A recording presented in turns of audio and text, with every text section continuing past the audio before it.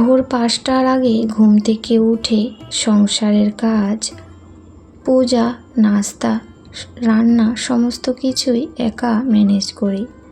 মাই morning routine. নমস্কার, শুভ সকাল। সবাইকে জানাই অনেক স্বাগত আমার পরিবারে। আশা করছি হয়তো সকলেই ভালো আছো, আর আমিও ভালো আছি তোমাদের ভালোবাসায়।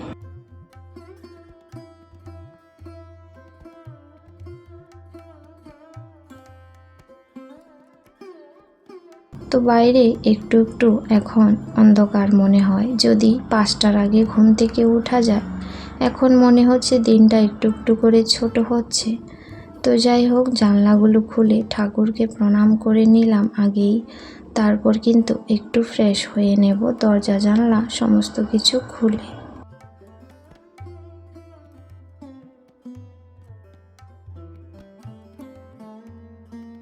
তো অফ ক্যামেরাতে কিন্তু ঘরগুলা সমস্ত ঝাড় দিয়েছি, নিচে উপরে সবটাই।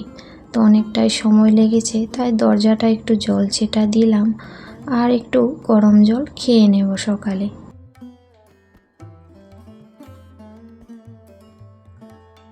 তো কাজের চাপে কটা দিন নিজের যত্ন করাটা একদমই ভুলে গেছি, সত্যি কথা বলতে। তো এখন বসে একটু গরম জলটা খেয়ে নেব, আর বাইরে খুব সুন্দর একটা মিষ্টি মিষ্টি হাওয়া চলছিল, আর ভীষণই ভালো লাগে। সেই জন্য না আমি জানলাটার সাথে বেশিরভাগ বসি, আর বাইরের দিকটা দেখতে খুবই ভালো লাগে।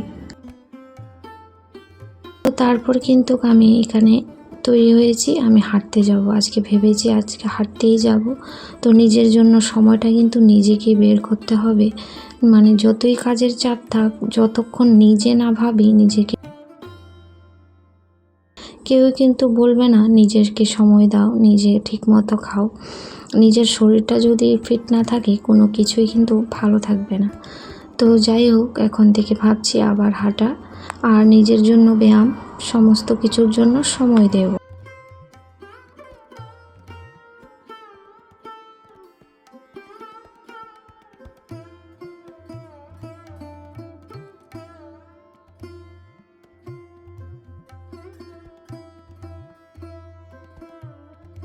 তো বাইরে থেকে হেঁটে চলে এসেছি, প্রায় ২০-২৫ মিনিট হেঁটে এসেছি আর কি। তারপর কিন্তু ওই আধা ঘন্টার মতো আবার ব্যায়ামও করেছি আমি।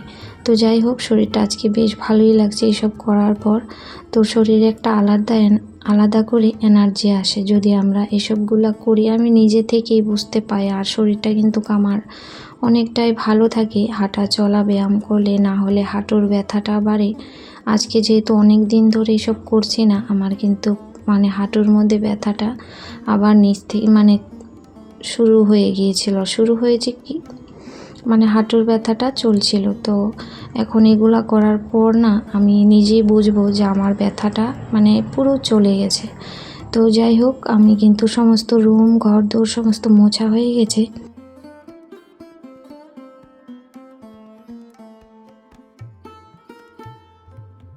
তো ঠাকুর ঘরে এসেও অনেক কাজ করেছি, সেগুলো আর শেয়ার করিনি। এই যে ঠাকুর ঘরের সমস্ত কাপড় যেগুলো ছিল, আর সামনের যে পর্দা দুইটা সাদা, ওইগুলা কিন্তু ধুয়ে দিয়েছি। আর ঠাকুরের আসনগুলা মুছেছি, মানে ফটোগুলা ভালো করে সমস্ত কিছু পরিষ্কার করেছি। প্রায় আমার ১ ঘন্টার উপরে লেগে গেছে।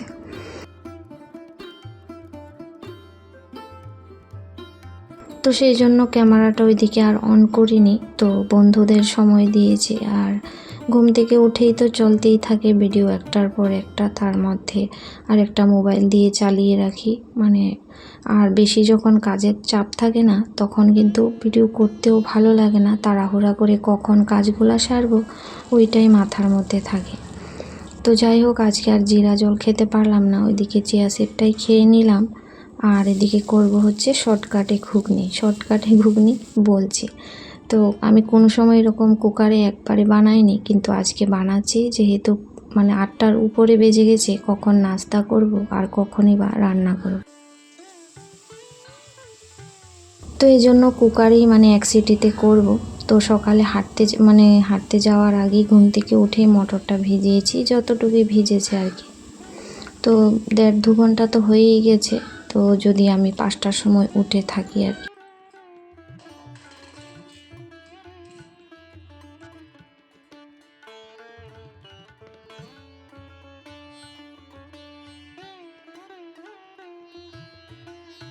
তো সমস্ত কিছু ফোড়নে দিলাম, পেঁয়াজ, জিরে, তারপর হিং আর পেস্ট করা মশলা, টমেটো, পেঁয়াজ, রসুন, আদা এই সমস্ত দিয়ে ভালো করে কষিয়ে পেঁপেটা দিয়েছিলাম। তো পেঁপে দিয়ে ঘুগনি খুবই টেস্টি হয়। আর আলুটা কিন্তু দিইনি, কারণ কালকের না আলুর তরকারি অনেকটা রয়েছে, তো ওইটা আমি পরে অ্যাড করে দেব। আর এটা খাওয়া হয়ে যাবে, নষ্টও কিন্তু হবে না। তো এইভাবেই কিন্তু আমি মাঝে মাঝে চালিয়ে দিই সবজি, মানে যেটা খাওয়া হয় না। তো তার সঙ্গে কিন্তু আটাও মেখে নিয়েছিলাম আর রুটিটাও ঝটপট করে বানিয়ে নেব। আর সবজিটা তো ওইদিকে 2-3টে সিটি হলেই হয়ে যাবে।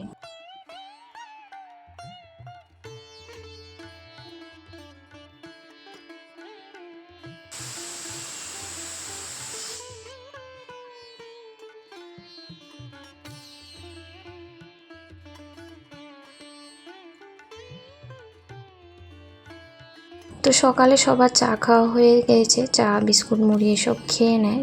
মানে আমার আসতে তো দেরি হয়, না হলে আমি করে দিই বেশিরভাগ সময়। তো কিন্তু আমি তো আর খেতে পারি না, কিন্তু আমি কখন খাবো? আমি তো নিজের খাওয়াটার কথা ভাবলে হবে না, সবারটাই ভাবতে হবে, তাই না? তো আমার নিজেরটা দেরি হলেও তো সবারটাই একসাথেই করব, তখনই কিন্তু খাওয়া হয় আর কি। তো চাটা একসাথেই খাবো, আবার চা করতে হবে এমনিতেও। তো ওইদিকে কিন্তু আমার মানে কুকারে যে 2-3টা সিটি দিয়েছিল, দেখলাম যে হয়নি। তো তারপর আবার 2টো সিটি দিয়েছিলাম আলুটা মিক্স করে, যে আলুটার সবজিটা ছিল।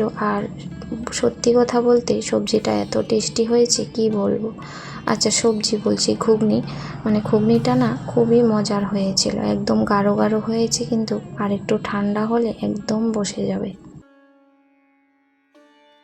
আর এখানে কিন্তু সবার জন্যই পাতে পাতে ভেড়ে নিয়েছি আর সবাইকে দিয়ে তারপর আমি চাটা নিয়েই তারপর খাবো।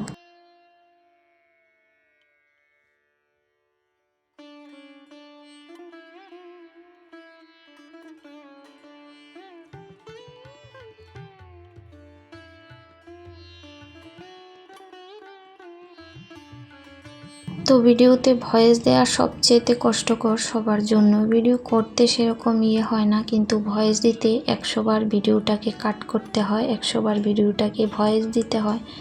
যেহেতু মাঝ রাস্তার উপরেই আমাদের বাড়ি, মানে মেন বাজারের মধ্যে ঘর, কি বলবো, 1000বার গাড়ি আসা যাওয়া করে, তোমরা বুঝতেই পারো। আর যতই অনুষ্ঠান থাক, মাইক তো বাজতেই থাকে, তার মধ্যে কি করে ভয়েস দেব আর ঠিকঠাক মতো ভিডিও ছাড়বো আমি জানি না। তো যাই হোক, খাওয়া টাওয়ার পরে এখানে বাসন অনেকগুলো ছিল, ধুয়ে নিয়েছি। তো তারপর এখানে কিন্তু রান্না করব। এখানে পাবদা মাছ আর হয়েছে ট্যাংরা মাছ। তো পাবদা মাছটা হয়েছে পেঁয়াজি করব, আর ট্যাংরা মাছ দিয়ে বেগুন দিয়ে করব, আর বেগুন আলু ভাজা করব।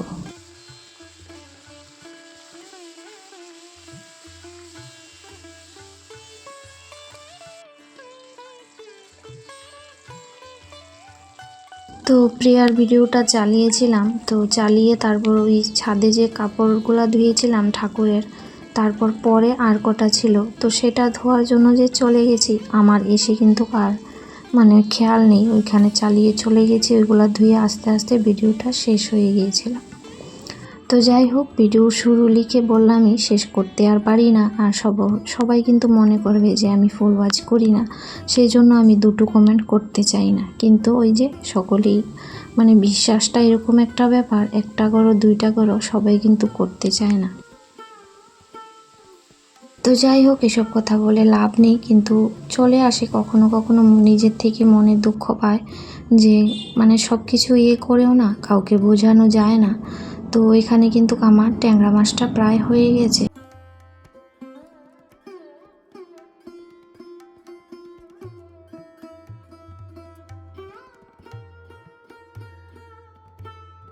আর ডাল রান্না করিনি, কালকের ডাল ছিল একটুখানি, সেটাই মানে জাল করে নিয়েছি।